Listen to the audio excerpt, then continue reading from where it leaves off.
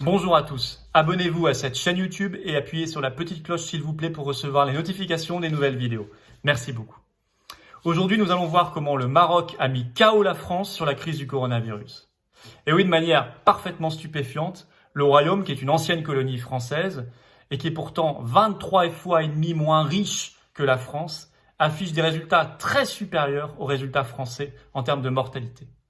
Aujourd'hui, à l'heure où on se parle, il y a 77 fois moins de morts par habitant au Maroc qu'en France en ce qui concerne le Covid-19.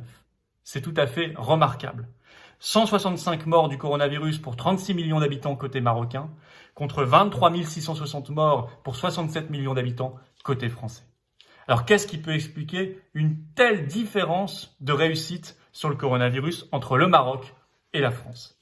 Eh bien, ce sont d'abord des principes qui sont ceux de l'efficacité, de la souveraineté et de la liberté par rapport au lobby pharmaceutique.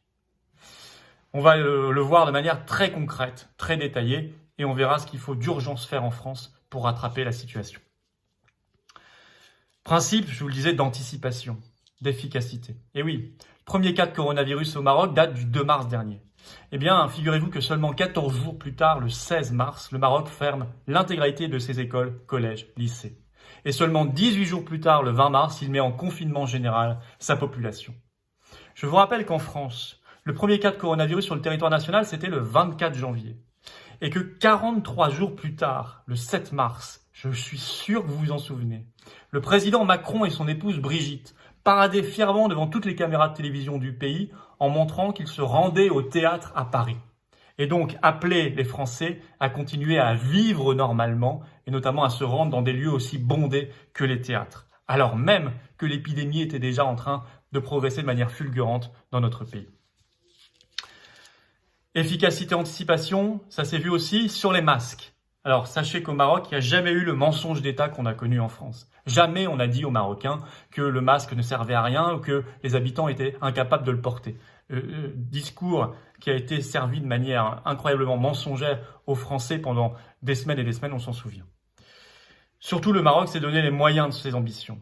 Il a rendu le port du masque obligatoire à l'extérieur le 7 avril, ce qui n'est toujours pas le cas en France. Et pour y parvenir, il s'est mis en situation de production maximale, de mobilisation générale, de vraie économie de guerre, ce que n'a jamais fait la France. Ainsi, aujourd'hui, le Maroc produit 7 millions de masques par jour, soit 49 millions de masques par semaine. Et attention, on parle de masques chirurgicaux aux normes.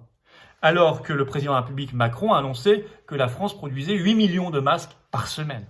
Ce qui est tout à fait, là aussi, stupéfiant, puisque la France est une puissance beaucoup plus industrielle et beaucoup plus riche que le Maroc. Oui, mais le Maroc a mobilisé tout le monde.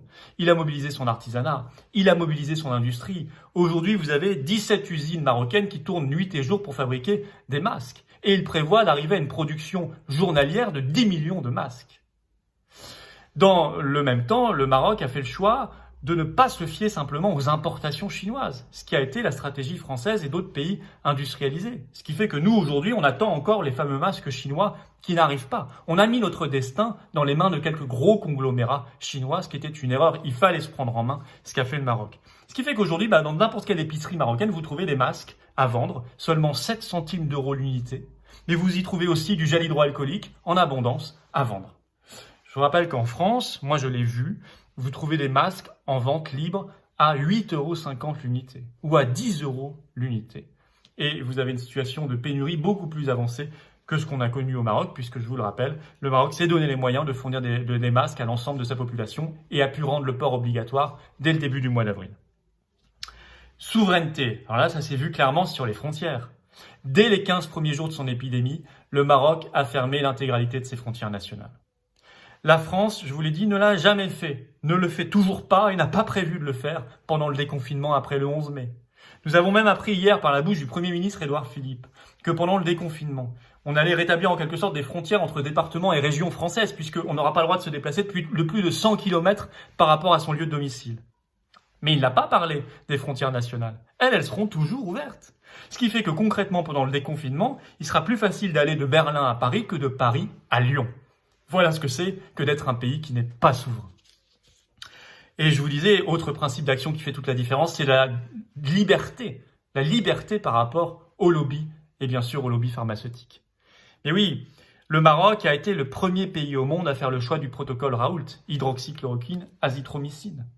Dès le 23 mars, par une circulaire et par la réquisition de tous les stocks du pays de chloroquine et d'hydroxychloroquine, notamment les stocks de Sanofi. C'est un choix très différent du choix français.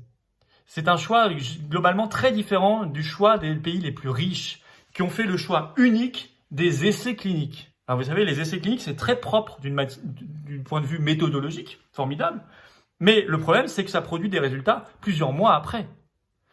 Et donc, pendant ce temps-là, eh bien, la bataille a eu lieu. Et la bataille a fait des dizaines de milliers de morts. Eh bien non, le Maroc a fait le choix de ce qu'on appelle la médecine observationnelle.